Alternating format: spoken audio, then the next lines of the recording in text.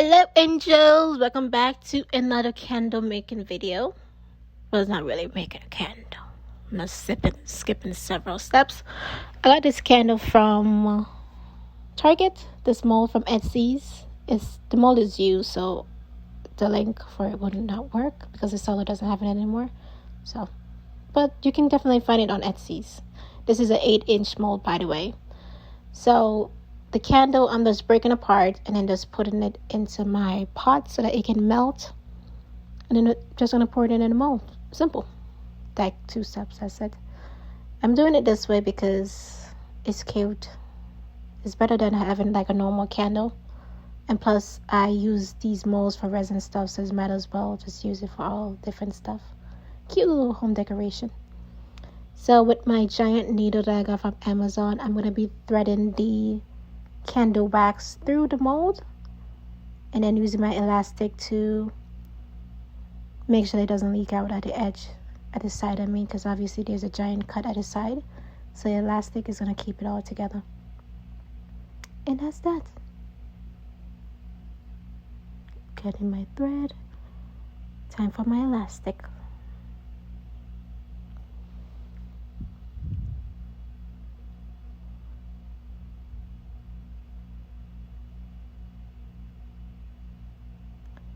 I usually double up the elastic for this one because the mold is not even. She has like a big butt, so I have to be doubling it up, otherwise it'll be leaking out. So yeah, that's what I'm doing here.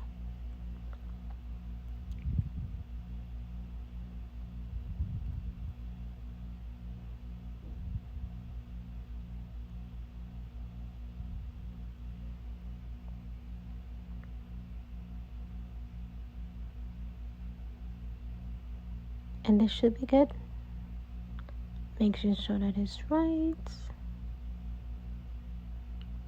And that's how it's looking. And my candle is melting down. Just gonna be mixing it up.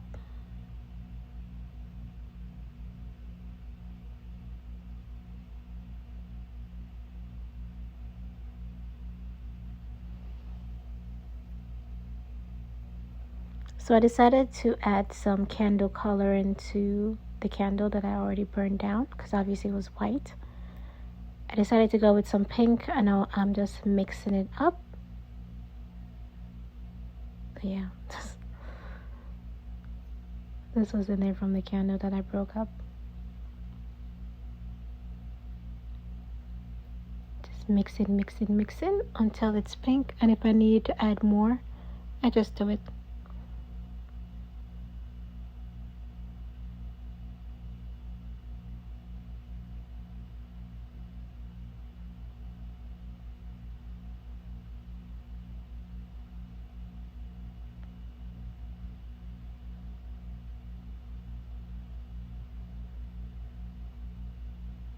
So I decided that it wasn't pink enough for my liking, so I add a little bit more of the pink so that it could color it.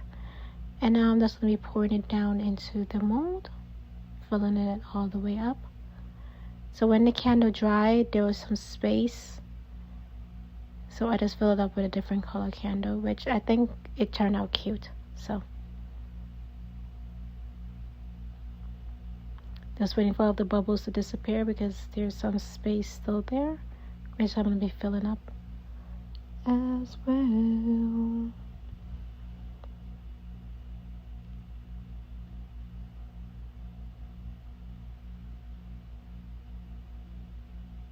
So the mold wasn't very even, so I decided to just add a little bit of some broken stick underneath it to just kind of even it out, because I realized that it was like tilting to one side. So that's what I did right there. And add a little bit more of the candle in there. I'm just going to leave this overnight. And just it. It's so cool to see the bubbles rise up and then just pop on their own. That's pretty cool. See, trying to even out the mold, and this is how it's looking. Looks pretty good so far.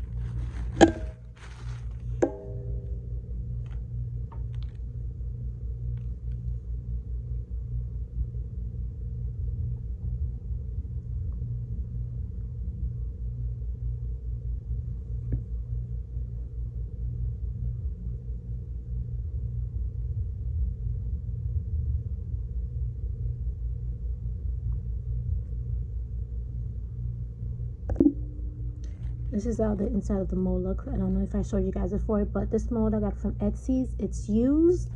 It came just like this. So I think the sole purpose for it is for candles, but I was using it for resin, and I just decided to make a candle out of it. So looks pretty cool. I probably got this for like $64. Good price, especially since these molds are now very expensive. These are some fake tattoos that I got from Amazon. I'll find a link so I can list it in the description box down below. These ones are my favorite. These are the ones I'm thinking about using on this candle. I think it will look cute. Kind of bring it together because I don't personally like the color. I wanted it to be more pink, and I don't know what fell into the candle, so I need to hide that. Hopefully when I'm finished it will look good. Hopefully I don't like mess it up completely. Who knows? We shall see. Alright, so these fake tattoos I got from Amazon. I already said I'm going to leave the link in the description box down below. I got it years ago, but I tested out with this there first, and it looks cute. This is supposed to be the color tattoo, but it wasn't bright enough, so I had these black and white ones as well, so I was like, why not use it? So that's what I'm going to be doing. All you have to do is remove the plastic off of it first, and then with a wet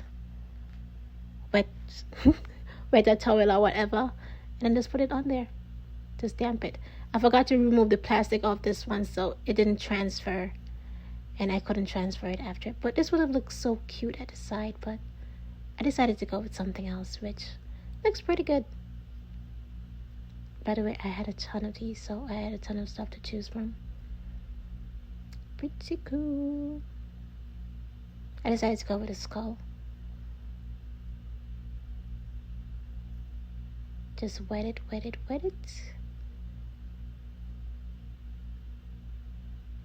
then just remove it.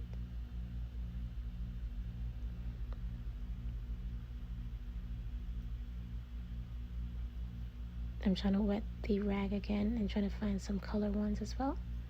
Even though the color one doesn't transfer that well, I still want to add some of them on there. So that's what I'm doing.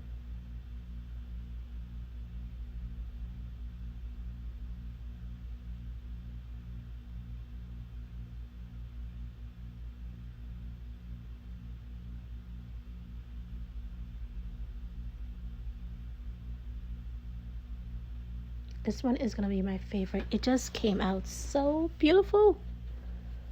So cute.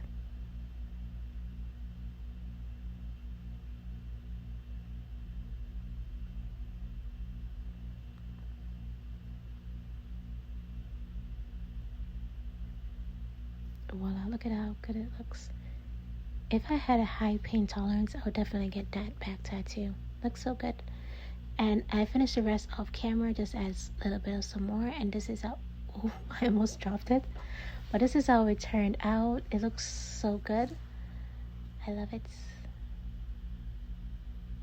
Just add a little butterfly up there. I don't know what that one is, but it looks pretty good. The one on the stomach did not turn out so great, and I tried to remove it before it dried, but it was too late. The ones on the back looks better. You can see the colors better and everything. The one on the front look like if they're all faded, so that's the only thing I didn't like about it. I placed down a tray on top of the books because obviously the candle is going to be melting. And yeah, and this is how the candle look at the side when it's burning. So on the neck part of it, there was a ton of wax that was just forming in the middle, so I was just tilting it so that it can all fall out. And then just cut off a piece of this so that whenever I'm ready to relight it again, I can just light it and burn it all the way through. And that's it.